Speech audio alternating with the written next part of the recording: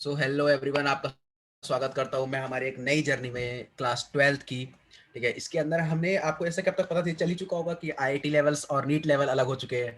हमारे चैनल पे NEET level के लिए हम अलग पढ़ा रहे हैं, यानी फिजिक्स केमिस्ट्री बायोलॉजी पढ़ा रहे हैं, और आईआईटी लेवल के लिए फिजिक्स केमिस्ट्री और मैथमेटिक्स पढ़ा रहे हैं। ठीक है, तो अभी तो ये है कि फिजिक्स केमिस्ट्री के लिए हम पूरी सीरीज को लॉन्च करेंगे, लेकिन मैथ और बायोलॉजी के लिए हमारे पास फैकल्टी है या नहीं है वो उसका भी हमें कुछ पता नहीं है। ठीक है, आने वाले टाइम में उसकी भी जानकारी आपको मिलती रहेगी। तो ये एक नई जर्नी है। आपने क्लास 11 में जो भी गलतियां करी, जो कुछ भी किया, उससे हमें फर्क नहीं पड़ता है। मैं आपको इस तरीके से लेके चलूंगा, इस तरीके से फॉर्म करते हुए चलूंगा कि जो 12th होगी वो बिल्कुल भी ऐसा हो कि पूरा रिलेट ना करे 11th को। उससे थोड़ा अलग ही तरीके से हम पढ़ाने की कोशिश करेंगे कि इजी वे में समझने की कोशिश करेंगे। तो आज ये पहला लेक्चर होने वाला है, इलेक्ट्रोस्टैटिक का ये पहला लेक्चर, जैसा कि आप थंबनेल पे आपने देखा होगा। ठीक है, तो ये वीडियो अब शूट होने जा रही है और let's start our electrostatic. Basically जब मैं यहाँ पर एक वर्ड लिख रहा हूँ इलेक्ट्रोस्टैटिक, तो इसका मतलब क्या होता है हम समझ लेते जरा। ठीक है, चैप्टर तो पढ़ रहे, चैप्टर का मतलब हमें समझ में आना चाहिए। देखो, इलेक्ट्रो का मतलब होता है, ये वर्ड जो आया है ये आया है इलेक्ट्रॉन से। ठीक है, ये वर्ड आया इलेक्ट्रॉन से। स्टैटिक का मतलब आपको पता ही है कि रेस्ट होता है, मतलब कि जब भी हम किसी चार्ज को, ठीक है, इलेक्ट्रॉन्स को, चार्ज को रेस्ट पर पढ़ रहे हैं, मतलब किसी वायर के अंदर क्या फ्लो हो रहा है, इलेक्ट्रॉन फ्लो हो रहा है, तो उसको अगर हम रेस्ट पर पढ़ रहे हैं, ठीक है, अभी फ्लो नहीं हो रहा, बेसिकली वो रेस्ट पर है, तो उस स्टडी को हम कहते हैं इलेक्ट्रोस्टैटिक। क्या ये बात समझ में आ रही है? ठीक है, तो टॉपिक जो डिस्कस होने वाले इस लेक्चर में, पहले उनकी बात कर लेते हैं। Electric charges, conductor, insulator. ठीक है, conductor and insulator, charging by induction, basic properties of electric charges. बहुत सारी चीजें हम इसमें डिस्कस करने वाले हैं। ठीक है, और आपको लग रहा होगा इसमें गोल्ड लीफ एक्सपेरिमेंट नहीं है, तो गोल्ड लीफ आगे आने वाले लेक्चर्स में होगा। ठीक, ओके। तो सबसे पहले इलेक्ट्रोस्टैटिक से स्टार्ट करते हैं ना। What is electrostatic? तो एक साइंस की ब्रांच जो डील कर रही है स्टडी ऑफ चार्ज रेस्ट पर है। ठीक है, मतलब चार्ज जो है वो रेस्ट पर है और उसकी स्टडी हमें करनी है, बेसिकली जो सिंपल सा यहाँ पे लिखा हुआ है ना। What is charge? चार्ज क्या होता है? किसी मैटर को आप देखोगे, मैटर के अंदर की एक प्रॉपर्टी होती है जिसकी वजह से हम ये समझ पाते हैं कि इसके अंदर कौन सा फ्लो है, क्या इलेक्ट्रिक फ्लो है या मैग्नेटिक फ्लो है। जैसे कि आपने देखा होगा मैग्नेटिक फ्लो होता है कि तो चीजें अट्रैक्ट कर रही है, रिपल कर रही है। ठीक है, इलेक्ट्रिक फ्लो होता है तो एक मैटर के अंदर की प्रॉपर्टी है और वो हमें बताती है कि यार इसके अंदर क्या है, इलेक्ट्रिक फ्लो है या मैग्नेटिक फ्लो है। ठीक है, और हमेशा याद रखिएगा कि जहां भी मास होगा वहां पे चार्ज होगा। अगर मास नहीं है तो इसका मतलब चार्ज नहीं है। चार्ज को रिप्रेजेंट करते हैं क्यू से। ठीक है, जहां भी मास होगा वहां पर चार्ज होगा, जहां पर मास नहीं है वहां पर चार्ज नहीं होगा। ऑब्वियस सी बात है। ठीक है, और हमें ये पता है कि इलेक्ट्रॉन और प्रोटॉन का जो चार्ज होता है वो काफी सेम होता है। ठीक है, इलेक्ट्रॉन प्रोटॉन जो होते हैं वो मैग्नीट्यूड में तो सेम होते हैं, लेकिन डिफरेंस किसमें, पोलैरिटी में। एक प्लस है तो एक माइनस है, एक प्लस है तो एक माइनस है, जिसकी वजह से मेरा एटम क्या है, न्यूट्रल है। ठीक है, तो ये आपको पता पता है, और ये बहुत ही मिसकंसेप्शन रहता है कि इलेक्ट्रॉन और प्रोटॉन अलग अलग है। इलेक्ट्रॉन और प्रोटॉन के चार्जेस जो है वो मैग्नीट्यूड उनका सेम है, लेकिन जो पोलैरिटी है वो डिफरेंस है। Now we are here for properties of charges. ठीक है, हम चार्ज की प्रॉपर्टी के बारे में डिस्कस करते हैं। सबसे पहली प्रॉपर्टी की स्केलर क्वांटिटी, इसके पास कोई डायरेक्शन नहीं है, कहीं भी फ्लो हो सकता है। ठीक है, वेक्टर क्वांटिटीज, स्केलर क्वांटिटीज आपने क्लास 11 में पढ़ी होगी। वेक्टर क्वांटिटीज के पास कुछ डायरेक्शन होती है, स्केलर क्वांटिटीज के पास कोई भी डायरेक्शन नहीं है। चार्जेस हमेशा एडिटिव प्रॉपर्टी यूज करते हैं। अच्छा, वेक्टर्स को ऐड करने के लिए मुझे एक वेक्टर फार्मूला चाहिए होता था, वेक्टर की नोटेशन चाहिए होती थी, वेक्टर के फॉर्म में ऐड कर रहे हैं। इसको हम कैसे भी ऐड कर सकते हैं, उससे फर्क नहीं पड़ता। ठीक है, अगर कोई चार्ज 3 कूलम्ब है, दूसरा चार्ज 2 कूलम्ब है, इनको टोटल ऐड करके 5 कूलम्ब चाहिए। ठीक है, ऐसा कुछ नहीं है कि 3 कूलम के पास कोई डायरेक्शन है कि 3 कूलम को इस डायरेक्शन में जाना है, ऐसा कुछ भी नहीं है। ठीक है, एक इंटरनल प्रॉपर्टी, कोई इंडिपेंडेंट क्वांटिटी नहीं है, ये डिपेंडेंट क्वांटिटी है, मैटर पर डिपेंड कर रही है कि मास अगर होगा तो ही चार्ज होगा, मास नहीं होगा तो चार्ज नहीं होगा। पॉइंट चार्ज पॉसिबल नहीं होता, अगर पॉइंट मास पॉसिबल नहीं है तो पॉइंट चार्ज भी पॉसिबल नहीं है। ठीक है, अगर किसी मास कोई पॉइंट मास है, छोटा सा मास है, ये पॉसिबल ही नहीं है, तो पॉइंट चार्ज भी पॉसिबल नहीं है। ठीक है, ठीक इसी तरीके से हमने सारी प्रॉपर्टीज को डिस्कस किया। एक स्केलर होती है, ठीक है, उसके बाद हम इनको ऐड कर सकते हैं, एल्जेब्रिकली ऐड कर सकते हैं, कैसे भी ऐड कर दो आप। ठीक, ओके, आगे बढ़ते हैं। Electric charges conserved which neither created nor destroyed. जैसे कि आपने पढ़ा होगा एनर्जी कंजर्वेशन की, ना ही हम एनर्जी को फॉर्म कर सकते हैं ना ही हम एनर्जी को डिस्ट्रॉय कर सकते हैं। सेम कंडीशन इलेक्ट्रिक चार्जेस के अंदर होती है। मतलब कि अगर मैं दो बॉडीज रख दूं तो इनका जो अभी अगर इनको एक डब्बे के अंदर बंद कर दिया जाए तो इनका जो नेट चार्ज अगर मानते हैं जीरो है, ठीक है, नेट चार्ज जीरो है, तो आप कुछ भी ट्रांसफर कर लो, आप इसमें से इसमें ट्रांसफर कर लो, इसमें से इसमें ले आओ, कुछ भी कर लो, इसका जो नेट चार्ज होगा, इसका जो बाद में नेट चार्ज आएगा वो हमेशा हमेशा क्या होगा, हमेशा ही हमेशा जीरो रहने वाला है, हमेशा ऐसा कंजर्व रहने वाला है। जितना चार्ज इनिशियली है उतना चार्ज ही फाइनली होने वाला है, चाहे आप उसको लॉस्ट करा लो चाहे आप उसको गेन करा लो। एक बॉडी से दूसरी बॉडी में ट्रांसफर कर सकते हैं चार्ज को, एक बॉडी से दूसरी बॉडी को गेन करा सकते हैं। जो भी बॉडी चार्ज को लेगी वो नेगेटिव हो जाएगी और जो बॉडी चार्ज को लूज करेगी वो पॉजिटिव हो जाएगी। ऑब्वियस सी बात है। Now charge is quantized which is the most important property, charge is quantized. क्या मतलब है सर इस चार्ज इज क्वांटाइज्ड का, इसके ऊपर डिस्कशन करते हैं, ठीक है। तो देखो मैं इसको रब कर देता हूं, एक मिनट, यहाँ पे रब करने का ऑप्शन भी नहीं है, ठीक है, नहीं है, एक मिनट, हाँ। तो charge is quantized, quantization of charge का मतलब है कि अगर मैं दो बॉडीज को लेट एज्यूम करता हूँ, ठीक है, दो बॉडीज को एज्यूम करता हूँ, मैं मानता हूँ इसके पास 3 कूलम का चार्ज है, इसके पास 2 कूलम का चार्ज है, ठीक है। अब 2 कूलम का चार्ज है, 3 कूलम का चार्ज है, इससे इसके अंदर चार्ज को ट्रांसफर कर सकते हैं, ठीक है, इससे इसके अंदर चार्ज को ट्रांसफर कर सकते हैं, इसको इसके अंदर चार्ज से ट्रांसफर कर सकते हैं। तो ये होता है चार्ज इज क्वांटाइज्ड का मतलब है कि चार्ज जो होगा वो इंटीग्रल मल्टीपल में जाएगा, मतलब कि वो इस तरीके से जाएगा, इस फॉर्म में जाएगा, Q is equals to n e की फॉर्म में जाएगा, मतलब कि नंबर ऑफ इलेक्ट्रॉन जो होंगे आइदर वो ऑड होंगे आइदर वो इवन होंगे, लेकिन वो कभी भी इस तरीके से नहीं होंगे, 1.5 1.6 1.7 ऐसा कभी नहीं होंगे, ठीक है। कोई चार्ज होगा तो वो ऐसा ही होगा, 10 की पावर 8 में होगा, ऐसा नहीं होगा 2.5 इंटू 10 की पावर 8 कर रहे हैं, ठीक है। कुछ भी ऐसा कोई भी चार्ज नहीं होने वाला है, हमेशा एक इंटीग्रल मल्टीपल में होगा, मतलब एक बॉडी से दूसरी बॉडी में जो चार्ज है वो या फिर तो 2 कूलम जाएगा, या फिर तो 3 कूलम जाएगा, या फिर तो 4 कूलम जाएगा, ऐसा नहीं है 2.25 कूलम, 3.35 कूलम, 4.55 कूलम, ऐसा कुछ भी नहीं होने वाला है। तो कहीं भी चार्जेस क्वांटाइज्ड का मतलब हो तो आपको लिखना है Q is equals to n e, ठीक है। Where e is the electron, electron को जो चार्ज होता है, एन इज द नंबर, कितना नंबर है जो ट्रांसफर हो रहा है या फिर आ रहा है, कितना नंबर है जो ट्रांसफर हो रहा है,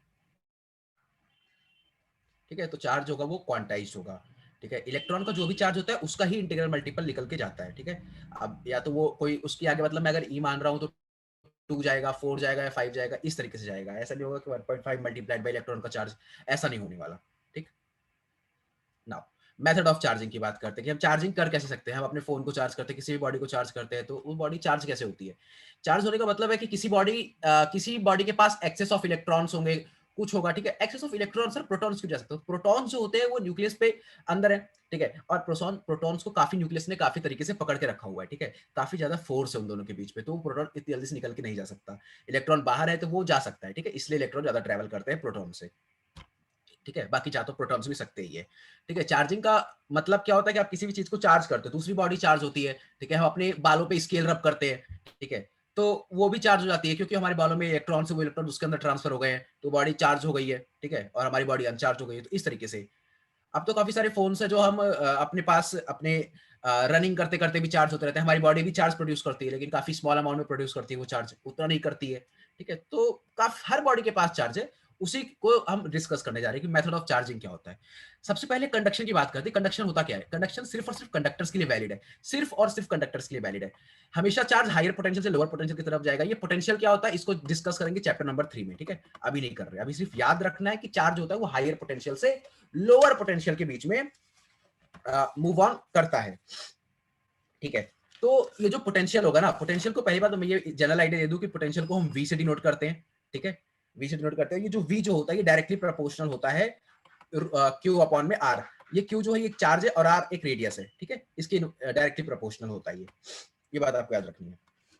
इसके बाद इसमें जो मेन चीज है वो ये है कि जैसे दो बॉडीज होने वाली है यहाँ पर, ठीक है, दो बॉडीज में दोनों का किसी का रेडियस आर होने वाला है, ठीक है, दो बॉडीज है यहाँ पर।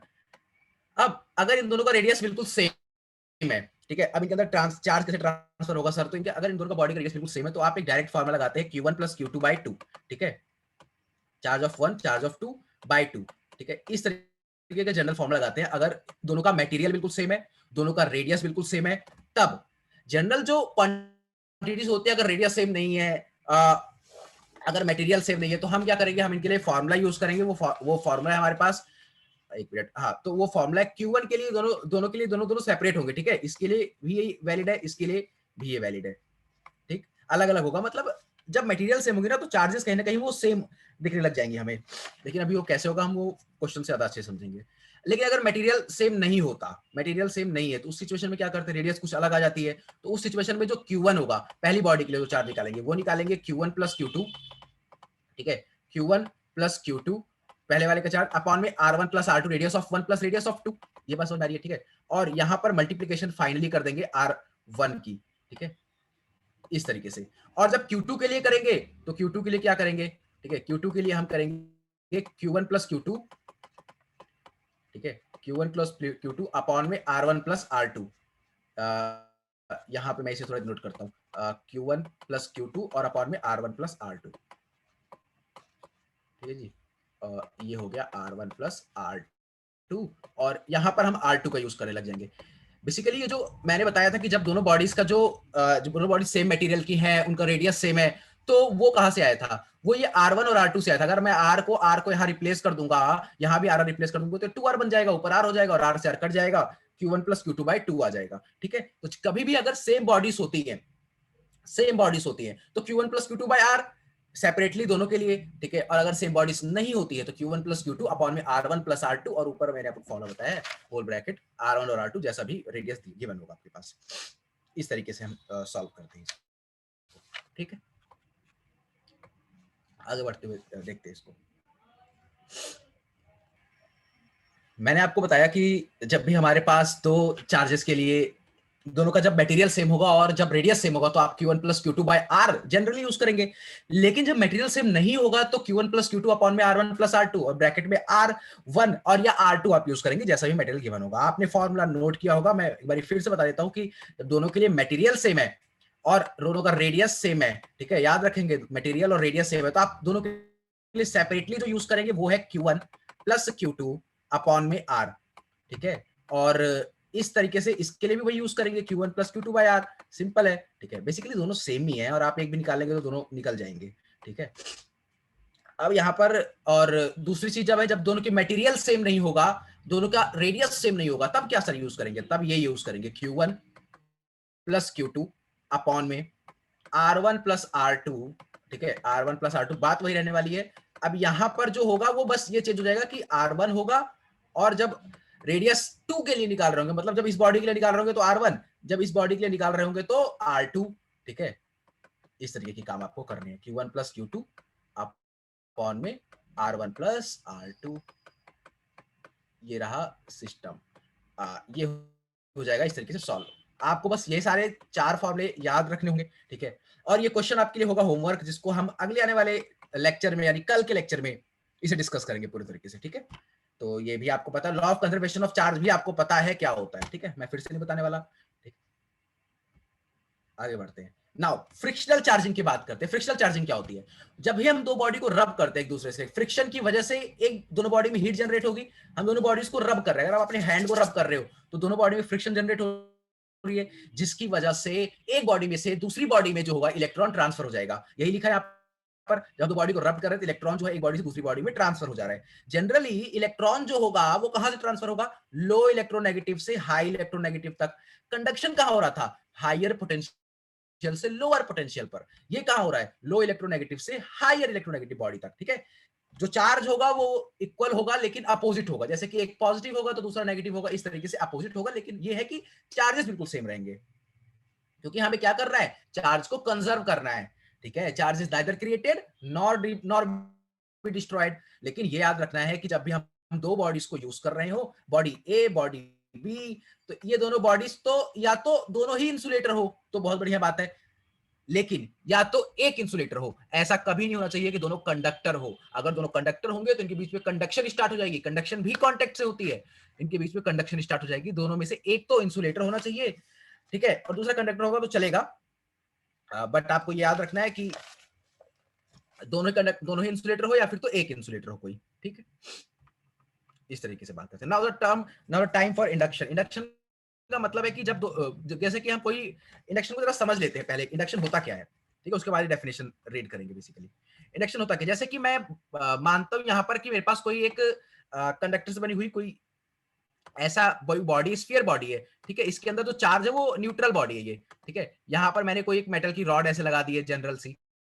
ठीक है, ऐसी जनरल रॉड है और एक और बॉडी लगा दी, दोनों कांटेक्ट में है, याद रखेंगे दोनों कांटेक्ट में है। ठीक है, अब यहाँ पर दोनों कांटेक्ट में है, ये भी माइनस पॉजिटिव है। ठीक है, ये भी माइनस है, न्यूट्रल बॉडी है, और ये भी जो है वो बिल्कुल दोनों कांटेक्ट में न्यूट्रल है। अब क्या होगा कि मैं कोई एक बॉडी लाता हूँ, पॉजिटिव बॉडी लेकर आता हूँ, पॉजिटिव बॉडी लेकर आओ या नेगेटिव बॉडी लेकर आओ, कोई फर्क नहीं पड़ता, आपकी मर्जी है, श्रद्धा आपकी है। ठीक है, अब ये मैं आपके पास एक बॉडी लेकर आता हूँ, ये एक पॉजिटिव बॉडी। याद रखेंगे कि बॉडी को टच नहीं कराना, बॉडी को दूर रखना है। इंडक्शन कभी भी टचिंग से नहीं होता, इंडक्शन हमेशा दूरी से होता है, मतलब कि इंडक्शन को दूर रख के कराएंगे, ठीक है। इस बॉडी को पास लेकर आए, इस बॉडी को जब हम पास लेकर आते हैं तो इस बॉडी के पास पॉजिटिव चार्ज है, और आपको ये पता है कि किसी भी बॉडी के पास अगर पॉजिटिव होती है तो उसकी तरफ कौन अट्रैक्ट होता है, नेगेटिविटी अट्रैक्ट होती है, नेगेटिव चार्जेस अट्रैक्ट होते हैं। और किसी बॉडी के पास अगर नेगेटिव चार्जेस होते हैं उसके पास कौन अटैक होता है, पॉजिटिव चार्जेस अट्रैक्ट होते हैं। नॉर्थ पोल साउथ पोल वाले एग्जांपल से हम समझते हैं, ठीक है। तो इसके पास जितने भी होंगे नेगेटिव चार्ज आने लग जाएंगे, नेगेटिव चार्ज आने लग जाएंगे। अब ये सिचुएशन क्या होगी आगे वो देखते जरा। जब सारे चार्ज आने लग गए तब क्या हुआ, तब बेसिकली इसे मैं थोड़ा रब कर लेता हूं। देखिए अब क्या होगा, अब होने वाला है काम, मेन काम। अब क्या होने वाला है कि अब जो ये बॉडीज थी ना, बॉडीज अभी कांटेक्ट में है, ठीक है, बॉडीज अभी कांटेक्ट में है, ये अभी ऐसा ही कुछ सिचुएशन है, ठीक है। अब क्या होगा कि जितनी भी नेगेटिविटी थी, जितनी भी नेगेटिव थे, वो किसके पास आ गई, पॉजिटिव के पास आ गई। मैंने अभी इनको टच नहीं करवाया है, ठीक है, अभी ये पॉजिटिव है और जितनी नेगेटिव वाली थी वो इस साइड आ गई, तो नेगेटिव वाले कुछ इस साइड आ जाएंगे इसके पास, ठीक है, और पॉजिटिव वाले इधर साइड आ जाएंगे। याद रखेंगे कि दोनों बॉडीज जो है वो कांटेक्ट में है, तो जितने भी चार्जेस इसके अंदर नेगेटिव वाले होंगे वो भी इसके अंदर ही ट्रांसफर होकर आ जाएंगे। खैर कंडक्शन तो हो ही सकती है ना, ठीक है, इसके अंदर आ जाएंगे वो भी ट्रांसफर होकर, तो वो भी इसके अंदर ट्रांसफर होकर आ गए, और पॉजिटिव एक साइड हो गया, नेगेटिव एक साइड हो गया, नेगेटिव उसकी साइड चला गया जिसकी साइड पॉजिटिविटी ज्यादा थी। क्या ये बात समझ में आ रही है, ठीक है, तो ये बात आपको याद रखनी है। ओके, तो अब यहां पर एक बात और याद रखनी है कि ये जो बॉडीज मैंने ली थी ये बॉडीज न्यूट्रल बॉडीज थी, ठीक है, ये बॉडीज न्यूट्रल थी। और एक बात आपको याद रखनी है कि टचिंग नहीं होनी चाहिए, नो टचिंग। अगर टचिंग हुई तो इंडक्शन नहीं कंडक्शन हो जाएगी, ठीक है, कोई टचिंग नहीं होनी चाहिए। और फ्रिक्शनल चार्जिंग के लिए तो आपको पता है फ्रिक्शन यानी हीट जनरेट करनी होगी दोनों के अंदर, दोनों को रगड़ना होगा तब जाके सिचुएशन काम बनेगी, ठीक है। क्या ये बात समझ में आ रही है? ऐसे एक और बॉडी को अगर मैं लेट्स अज्यूम कोई बॉडी लेता हूं, ठीक है, इसका क्यू नेट भी जीरो है, इसका जितना चार्ज है सब जीरो है अभी भी, ठीक है। अगर चार्ज जीरो है तो इसका मतलब है इसके पास पॉजिटिव और नेगेटिव कैसे होंगे, इक्वल में होंगे, ठीक है, इक्वलिटी में होगा। अगर 3 कूलम पॉजिटिव है तो 3 कूलम नेगेटिव में होगा, ठीक है। इसके पास में कोई बॉडी लेकर आता हूं, ऐसी जनरल बॉडी माइनस में है इसके पास, ठीक है, तो इसके जितने भी चार्जेस होंगे, पॉजिटिव चार्जेस होंगे वो इस साइड आ जाएंगे, नेगेटिव की साइड आ जाएंगे, ठीक है, और जितने भी चार्जेस होंगे वो इस साइड आ जाएंगे। बेसिकली हुआ कुछ नहीं, चार्जेस गए कहीं नहीं है, वो वहीं के वहीं है, बस ये है कि कंसंट्रेशन ज्यादा बढ़ गई है वहां पर, जहां पर नेगेटिव थे वहां पर कंसंट्रेशन ज्यादा हो गई है, और जहां पर पॉजिटिव थी वहां पर कंसंट्रेशन कम हो गई है, ठीक है। तो ये जो नेगेटिव चार्ज यहाँ था इसकी तरफ जो पॉजिटिव वाले सारे अट्रैक्ट हो गए और कंसंट्रेशन ज्यादा हो गई, यहाँ पर नेगेटिव चार्ज एक साइड चले गए, पॉजिटिव चार्ज एक साइड चले गए। क्यू नेट अभी भी जीरो रहने वाला है। क्या ये बात समझ में आ रही है, ठीक है। ये तो हो गई इंडक्शन की बात। डेफिनेशन देख लेते हैं, इंडक्शन की डेफिनेशन क्या थी।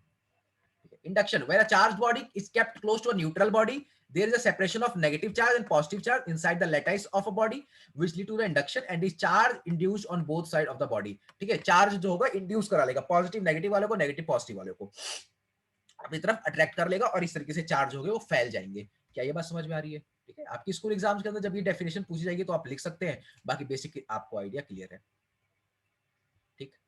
अब बात करते हैं चार्ज इंडक्शन पता कैसे चलेगा, कितना चार्ज इंड्यूस्ड हुआ है सर ये कैसे पता चलेगा। तो ये जनरल फॉर्मूले से पता चलता है, Q equals to Q dash, ठीक है, ये होता है Q बराबर Q डैश अंदर में अंडर में 1 माइनस 1 बाय के, इस तरीके की सिचुएशन जनरेट होती है, ठीक है। ये आपको याद रखना है, जहां पर ये जो के है एक डाइलेक्ट्रिक कांस्टेंट है।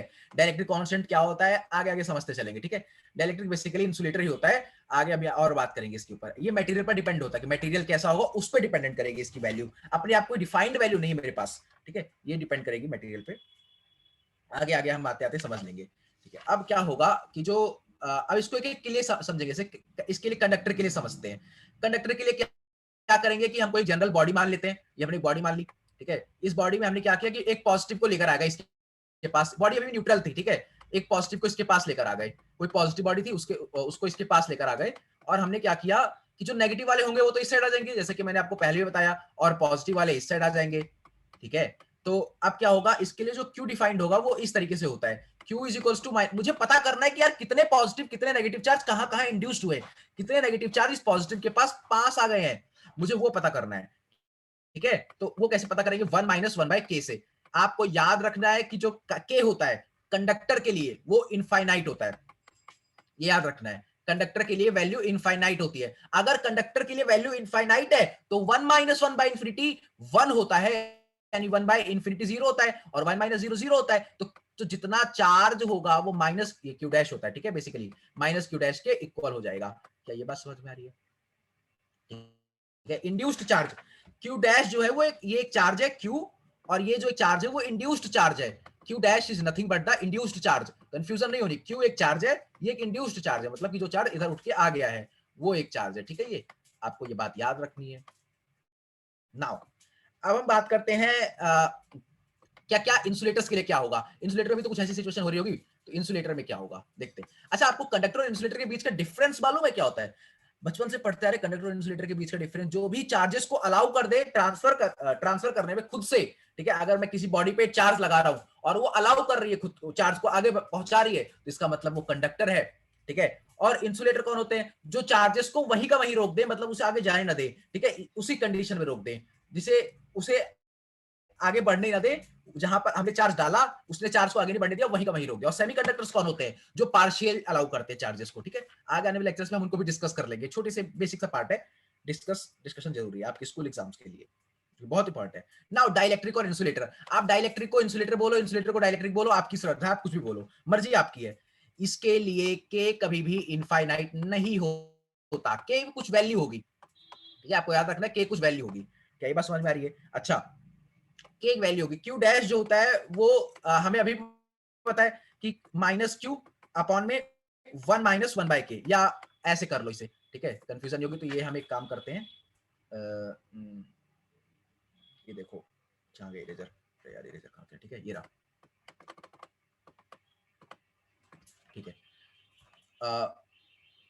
इसे हम करते हैं Q is equal to Q dash minus Q dash, ठीक है, माइनस क्यू डैश अभी भी माइनस एक इंड्यूस चार्ज है, ठीक है। यहाँ पर क्या होगा कि जो ये के है ये जीरो, ये जो के है ये आपका इनफाइनाइट नहीं है, तो कुछ वैल्यू होगी। अब जब इस पे आप 1 डालोगे ना, तो कुछ वैल्यू जो होगी, जो क्यू डैश निकल के आएगा, ये क्यू डैश जो होगा ये मैग्नीट्यूड ही होगा किसका, क्यू का। ये मैग्नीट्यूड के छोटा हो जाएगा क्यू से, ठीक है। मतलब आप अगर के की वैल्यू को कुछ डालोगे, अगर वो इनफाइनाइट नहीं है, जीरो नहीं है, तो वो कुछ तो होगी, कुछ तो होगी। जब यहाँ पे आप कुछ वैल्यू डालने की कोशिश करोगे, तो ये जो क्यू आया, जो ये क्यू डैश आएगा आपका, मतलब जो इंड्यूस्ड चार्ज होगा, जो चार्ज भाग के गया है उस साइड, मतलब जब मैं न्यूट्रल बॉडी के सामने किसी पॉजिटिव बॉडी को लेकर आता हूं, तो जो नेगेटिव चार्जेस है वो भाग कर चले जाते हैं। ऐसा जो चार्ज भाग कर गया है, उस चार्ज को, वो चार्ज की जो वैल्यू है वो छोटी होती है किसके, क्यू के मैग्नीट्यूड से, बेसिकली। यह बात आपको याद रखनी है, ठीक है। क्या बात समझ में आ रही है? ठीक है। अब बात करते हैं डाइलेक्ट्रिक की। डाइलेक्ट्रिक हो क्या रहा है? डाइलेक्ट्रिक होता क्या है? किसी बॉडी के अंदर जो चार्जेस होते हैं ना, किसी बॉडी के अंदर जो चार्जेस होते हैं वो हमेशा ऐसे होते हैं, नेगेटिव पॉजिटिव। ये भगवान ने बनाया, ये हमें नहीं पता कि ये बॉडी, जो ऐसी बॉडी टेढ़ी बॉडी क्यों है, ये हमें नहीं मालूम। ये जो अंदर डाइलेक्ट्रिक है ना, ये हमें नहीं मालूम ये कैसे है, ठीक है। चार्जेस बस इस तरीके से बनाए गए हैं, ये माइनस पॉजिटिव प्लस पॉजिटिव सीधे नहीं है, पता नहीं क्यों नहीं है, ठीक है, ऐसे बना के भेजे गए हैं, आपको याद रखना है। अब क्या होगा, जैसे भी कोई बॉडी है ना, ऐसी बॉडी है, ये इंसुलेटर है, अभी चार्ज बाहर जाने की कोशिश करेगा, ठीक है। अब मैंने कोई पॉजिटिव बॉडी लेकर आया, मतलब इंसुलेटर के अंदर डाइलेक्ट्रिक फंसा हुआ था, मैं कोई और न्यूट्रल था, मानते कोई बॉडी थी और उसमें जो चार्जेस थे वो फंसे हुए थे, न्यूट्रल थे। मैं कोई पॉजिटिव बॉडी लेकर आया हूं, इसके अंदर की जो चार्जेस है वो भागने की कोशिश कर रहे हैं, उनको जाना है। अब उनको जाना है, जैसे कि एक एग्जांपल की बात करें, अगर आपके सामने कोई फिल्म स्टार खड़ा है तो आप बहुत आराम से भागोगे, लेकिन अगर आपके सामने कोई कोरोना का पेशेंट खड़ा हो जाएगा तो क्या भागने की कोशिश कर पाओगे? वो नहीं भागने की कोशिश कर पाओगे। तो ऐसे ही इंसुलेटर यहाँ पर आ गया है और ये इसको भागने की कोशिश नहीं करने देगा। अब क्या होगा, अब कुछ और नहीं होगा, ये स्फीयर ही तो थे। अच्छा, चार्जेस स्फीयर की शेप में ही होते हैं, ये तो हमें पता है। तो ये जो चार्जेस स्फीयर की शेप में होते हैं, ये एक तरफ क्लाउड बना लेते हैं, ठीक है, एक तरफ क्लाउड बना लेते हैं, मतलब कि नीचे वो जा नहीं सकते। जैसे कि आप एक क्लासरूम के अंदर बैठे हो, बाहर फिल्म स्टार खड़ा है, ठीक है, अब खिड़की से टीचर, सामने टीचर पढ़ा रहा है, नीचे फिल्म स्टार आपको हाई बोल रहा है, तो आप हाई बोलने के लिए क्या करोगे? आप सब खिड़की की तरफ आ जाओगे, उसको देखने के लिए खिड़की की तरफ आ जाओगे, आप नीचे नहीं जा सकते हो, ठीक है, नीचे रास्ते में कोरोना पेशेंट, आप नीचे नहीं जा सकते हो, आपको देखना होगा तो आप खिड़की के पास आ जाओगे और आप उस फिल्म स्टार को देखने के लिए भीड़ लगा लोगे। तो यहाँ पर क्या होगा, इलेक्ट्रॉन क्लाउड बढ़ता जाएगा। इलेक्ट्रॉन का जब क्लाउड बढ़ेगा, तो ये क्यू जो होगा इसको इस तरीके से घुमाने की कोशिश करेगा, और पॉजिटिव जो होगा वो इसको इस तरीके से घुमाने की कोशिश करेगा। जब ये इसको इस तरीके से घुमाएंगे, क्योंकि अभी ये टेढ़े थे, जब ये घूमने की कोशिश करेंगे तब ये सीधे हो जाएंगे जाके, ठीक है। क्या ये फील हो रहा है कि इंसुलेटर थे, इंसुलेटर के अंदर कुछ चार्जेस फंसे थे, मैं एक पॉजिटिव बॉडी लेकर आया, मैं एक फिल्म स्टार को लेकर आया, आपके सामने खिड़की लगी, आप खिड़की पार करके नहीं जा सकते, आप दरवाजे से भी नहीं जा सकते, तो आपने क्लाउड बना लिया, किसकी तरफ, खिड़की की तरफ क्लाउड बना लिया, आप बाहर देख रहे हो उसको, क्लाउड को, ठीक है। इसी तरीके से इलेक्ट्रॉन क्लाउड बनता गया और इस तरीके से चीजें पॉजिटिव, इस तरीके की चीजें सीधे होती गई। पॉजिटिव ने उसको उधर घुमाने की कोशिश करी, नेगेटिव ने उसको इधर घुमाने की कोशिश करी, तो बेसिकली वो घूम के सीधा हो गया जो थोड़ा टेढ़ा था। ठीक है, इसी तरीके से हम चार्जेस को एक वे में लेकर आते हैं, इस तरीके से हम इंसुलेटर के सामने क्लाउड बना लेते हैं। तो होप सो आपको पूरा लेक्चर पसंद आया होगा। जो क्वेश्चन दिया था वो क्वेश्चंस आपको करने हैं। अभी हम इतना ही डिस्कस करते हैं, आगे आने वाले लेक्चर्स में न्यूमेरिकल्स डिस्कस करेंगे। एक और आप चेंज कर लो, जो मैंने इसमें ये कहा था, यहाँ पर क्या है कि नहीं, ठीक है, चलिए, ठीक है, आपको ये बात याद रखनी है। यहाँ पर आप एक चेंज कर लो, ये जो फॉर्मूला था, मतलब मैंने ये कहा था कि यहाँ पर वैल्यू जो थी वो बेसिकली जब मैं यहाँ पर इनफाइनाइट नहीं डालता हूँ तो कुछ डालता हूँ, तो यहाँ पर जो क्यू डैश की वैल्यू जो निकल के आती है, ठीक है, यहाँ पर जो ये वैल्यू निकल के आएगी फाइनली, यानी ये जो क्यू डैश की वैल्यू निकल के आएगी, यानी इसकी वैल्यू जो निकल के आएगी वो वैल्यू क्या आएगी, वो वैल्यू जो होगी वो इस तरीके से इसका मैग्नीट्यूड हो जाएगी बेसिकली। ठीक है, इसका ही मैग्नीट्यूड होगी, ये बात आपको याद रखनी है। ठीक है, जब भी मैं कंडक्टर के लिए के की वैल्यू को डालता हूं इनफाइनाइट, तब तो सिंपल सी बात है, दोनों इक्वल हो जाते हैं। लेकिन जब मैं कंडक्टर के लिए वैल्यू नहीं डालता हूं तो ये जो होगी इंड्यूस्ड है और ये जो है ये रियल है। ठीक है, आप इसको कुछ भी मान सकते हो। रियल चार्ज को हमने क्यू से रिप्रेजेंट किया, जरूरी नहीं है क्यू से रिप्रेजेंट किया। ठीक है, आप इसको ए से रिप्रेजेंट करो, बी से रिप्रेजेंट करो, सी से रिप्रेजेंट करो, आप इसकी जगह कुछ भी मान लो, क्यू डैश मान लो, इसको क्यू कह लो, कोई फर्क नहीं पड़ता, आपकी मर्जी है। ठीक है, तो आपने क्या कहा कि जो चार्ज निकल के आएगा जब मैं यहाँ पर इनफाइनाइट की वैल्यू नहीं डालूंगा, मैं कुछ टू डालूंगा, तो कुछ जरूर कुछ निकल के आएगा। तो जो निकल के आएगा, यानी ये जो निकल के आएगा फाइनल जो रिजल्ट ये निकल के आएगा क्यू। इस क्यू को मैं कुछ और नहीं बोलूंगा, बेसिकली इसका मैग्नीट्यूड बोल दूंगा। ठीक है, ये जो क्यू डैश है इसका ही मैग्नीट्यूड से छोटी वैल्यू होगी जो भी होगी। ये बात आपको याद रखनी है। क्या ये बात समझ में आ रही है? ठीक है, बस ये बातें आपको याद रखनी है और कुछ भी याद नहीं रखना। ठीक है, आने वाले लेक्चर में हम कंटिन्यू करेंगे सेम टॉपिक को बाय गोल्डलीफ एक्सपेरिमेंट और कूलम्स लॉ से। ठीक है, तो तब तक के लिए स्टे ब्लेस्ड, हैप्पी रहिए और thank you for watching. Achieve it.